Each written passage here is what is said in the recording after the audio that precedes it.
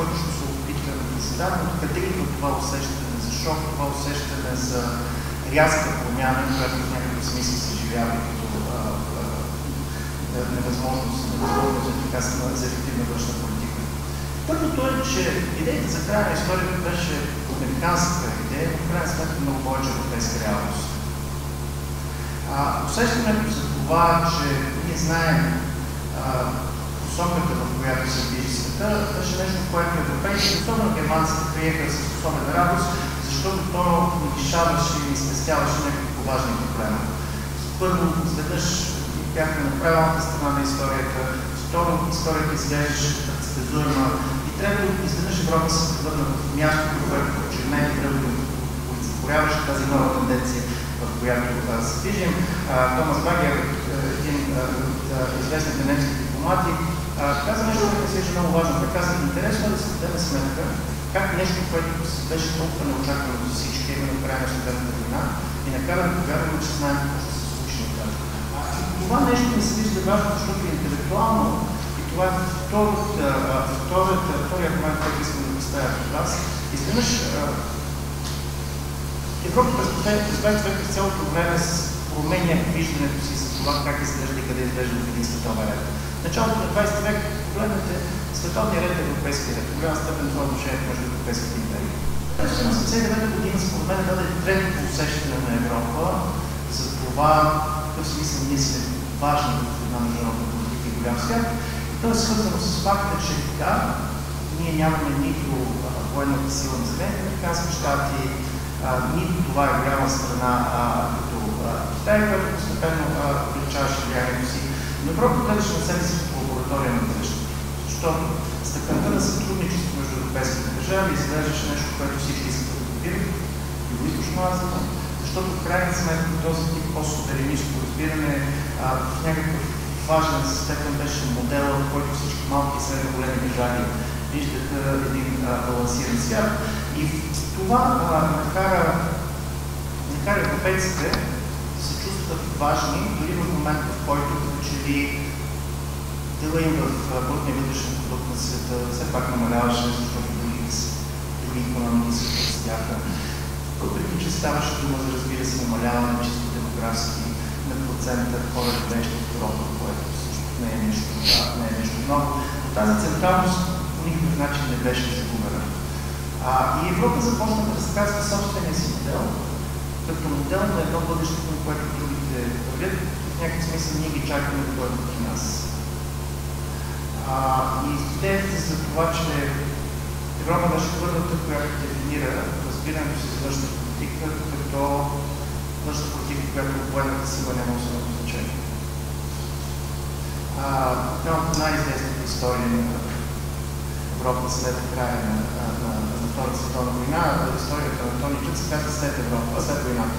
И в някакъв смисъл след войната беше европейската идентичност в този период. Но след войната не е просто след края на Втората световна война.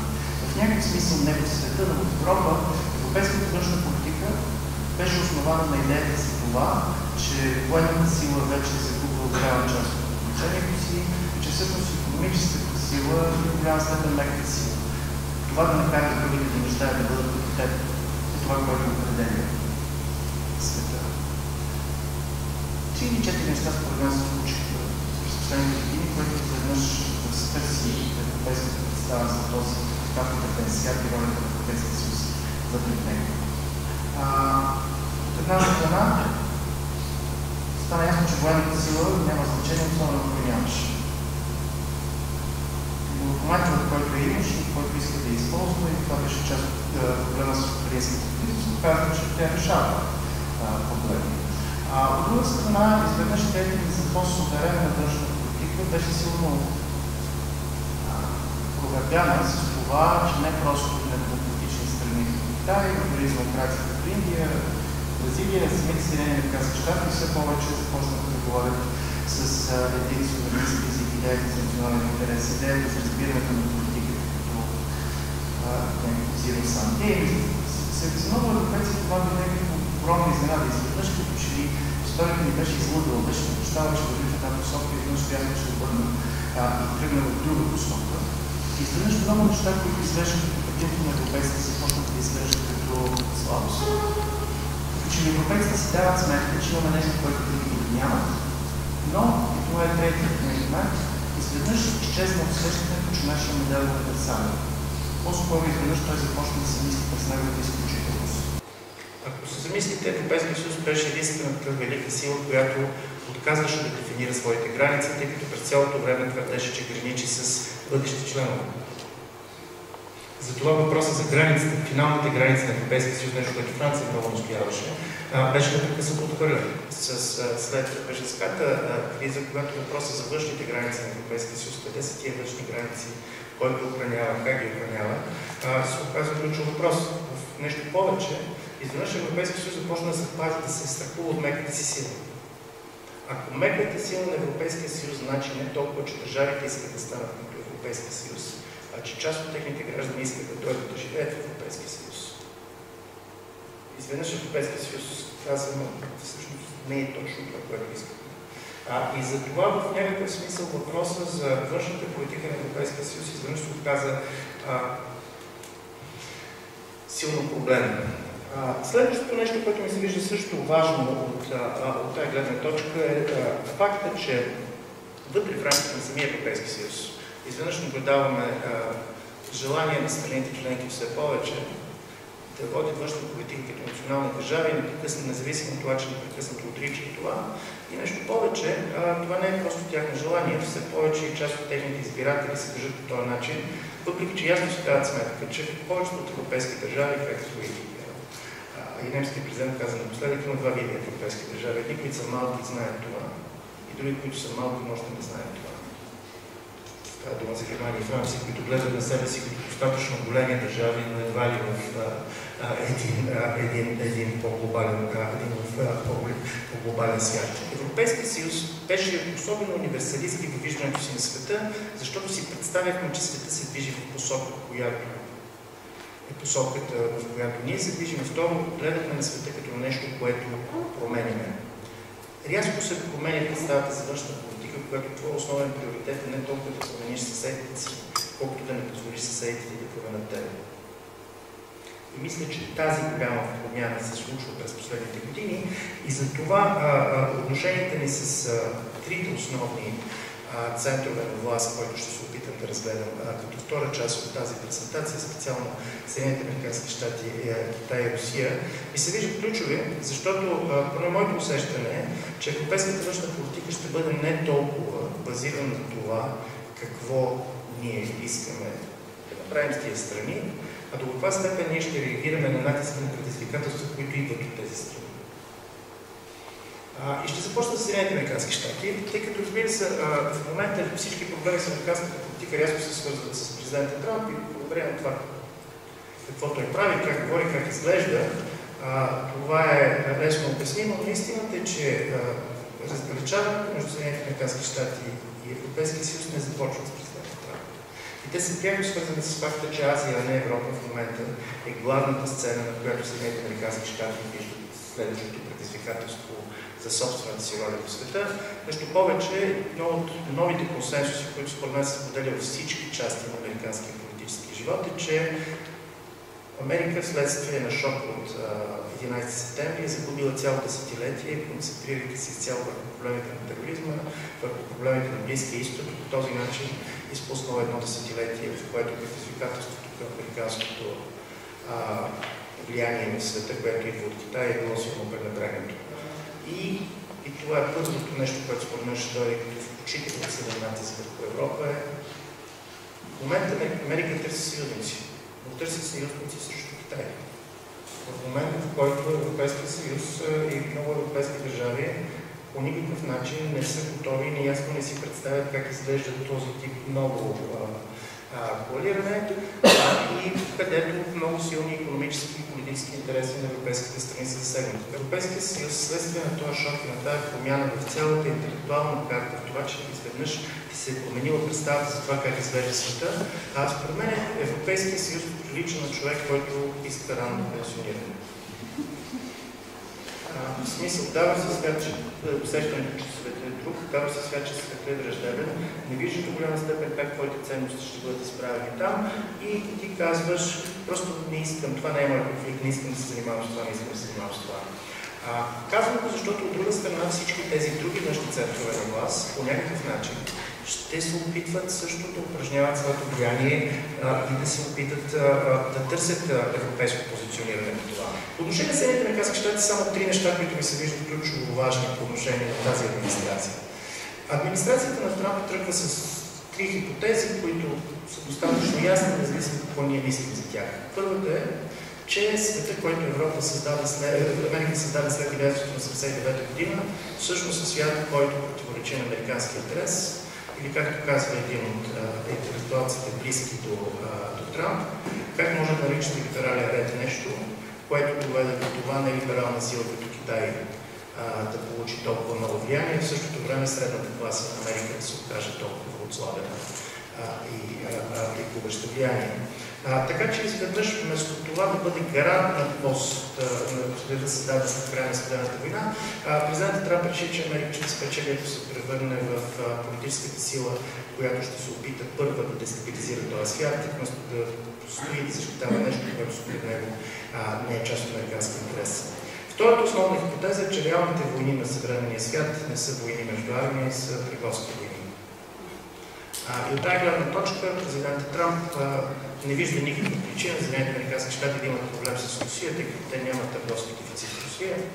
А в същото време вижда голям проблем с това, че страни като Германия, като Япония, за Китай въобще не говорим, според него употребяват. Всъщност Америка изглежда като големия губещ. Всъщност Америка е загубила своите търговски предимства в следствие на този световен ред. Така че от тази гледна точка атаката и опита за натиск върху Китай, ако се стигне до споразумение между Китай и Съединените щати, което повечето анализатори предполагат, тъй като иначе ефектът глобалната икономика ще бъде много тежък, усещането е, че следващия натиск ще бъде върху Европейския съюз, бидейки силен търговски конкурент и проблема било то с митата за автомобили, други стоки, в момента проблема с Боинг и тежък проблем, защото от гледна точка на старото виждане за това, в виждането на Трамп, характера на политически режим в страната няма значение. Значи, за него това, че една страна е демокрация, да не е демокрация, по никакъв начин не функционира като определящо. И третото нещо, което в някакъв смисъл е характерно за третата хипотеза, с която работи сегашната американска администрация, е, че за да може Америка да запази своето предимство, тя трябва да запази огромна степен военно предимство, което в момента Съединените американски щати имат. От гледна точка на военни бюджети на Съединените американски щати е по-голям от военните бюджети на следващите 7 най-големи инвеститори в собствена сигурност, които между другото с Европейския съюз, един от тях на страни като Саудитска Арабия. Проче, удържането на тази пропорция се оказва ключово важна и от тази гледна точка до голяма степен отношението с Европейския съюз ще бъде свързано с това, че Съединените американски щати виждат в евентуално партньорство с Европейския съюз като възможност за допълнителна европейска инвестиция. Моето усещане е, че дори да има рязка смяна, дори да Трамп да си отиде, да дойде президент, демократически президент, ако гледате повечето от позициите на част от ключовите кандидати на демократическата партия, за почти нито един от тях, нито Европа, нито този тип политика преди 10 или 15 години изглежда приоритетна. В този смисъл ние няма да се върнем там, където ще бъдем. Много ще бъдат променени отношенията, защото личният момент, личният къс на президента Трамп по отношение на европейски страни, специално по отношение на Германия и на канцлера Меркел, имат огромно значение, но това структурно преместване на Америка от една страна, изцяло фокусирана върху съперничество с Китай, и от втора страна до голяма степен фокусирана върху това, че трябва да бъде запазен този военен приоритет и може да бъдат намерени допълнителни донори за удържането на това военно предимство, ще бъде ключово важен за отношението с Европа. Отношението на Китай ситуацията изглежда по интересен начин различна. За Китай, разбира се, от една страна Европа е огромен пазар, от друга страна голям конкурент, специално някакви големите немски икономики за това, което се случва, но именно защото е голям пазар, за разлика от мнозина, Китай настоява на това, че съществуването на Европейския съюз като общ икономическо пространство е позитивен факт. Това обаче, което не е позитивен факт за китайците, е факта, че правилата, които европейците регулират своите икономики, не позволяват на китайците да правят това, което обичат да правят най-много, а именно да дават заеми, да вкарват свои фирми при свои условия и при директни отношения и гаранции от държавите да правят това, което правят, специално правят инфраструктура. Казвам го, защото това обяснява един от фактите, защо Китай толкова много обича да работи с страни, които са на границата на Европейския съюз, но още не са влезли в него, като Сърбия, например. Процедурите по обществените поръчки на Европейския съюз от това, което Китай не е обича. Казвам това, защото натиска за това как изглежда политиката по отношение на Китай ще бъде ключова и в някакъв смисъл това се вижда и в голяма степен в различното отношение към Китай на страни от периферията и на страни от центъра на Европа. Германия, която е силно притеснена от това, че част от незаконно използване на немски технологии в китайската индустрия силно намалява конкурентните предимства на Китай, на Германия, може да се превърне в огромен проблем. И затова Германия е много по-готова да мисли за общата позиция с Съединените американски щати, независимо от това, че в момента има напрежение между двете, защото те виждат общ проблем. За страни като Гърция, да честно като България, или прочие, които истината е, че аз нямам, може би президентът знае дали Китай е някаква наша технология откраднал, но поне това не е станало известно. По тази причина ние гледаме главно на Китай като на инвеститор в инфраструктура и тъй като има, разбира се, желание за създаване на инфраструктура, различни страни се опитват да развият този тип отношения, независимо от факта, че за някои страни като Полша това се оказа не особено приятно преживяване.